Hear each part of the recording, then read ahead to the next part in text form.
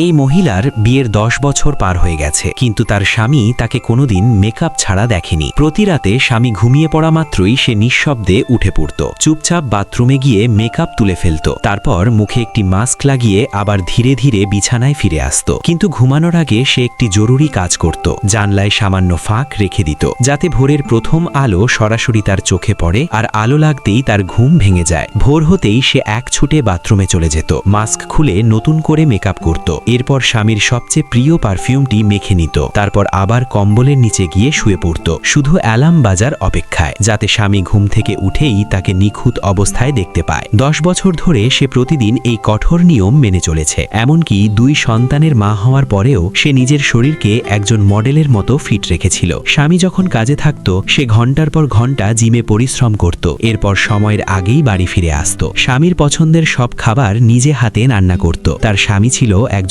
Stand up comedian. সে যখন স্টেজে perform করত, এই মহিলা নোটবুক নিয়ে তার প্রতিটি জোক লিখে রাখত, বাড়ি ফিরে তাকে নতুন নতুন আইডিয়া দিত, যাতে তার পারফরমেন্স আরো ভালো হয়। কিন্তু এই বিয়ে তাকে বিনিময়ে কি দিয়েছিল? প্রতিদিন প্রতিটি মুহূর্তে সে নিজের সবটুকু উজাড় করে দিয়েছিল। তবুও একদিন সে বুঝতে পারল, তার বিশ্বাস আর ভালোবাসার মূল্য আর আগের মতো নেই।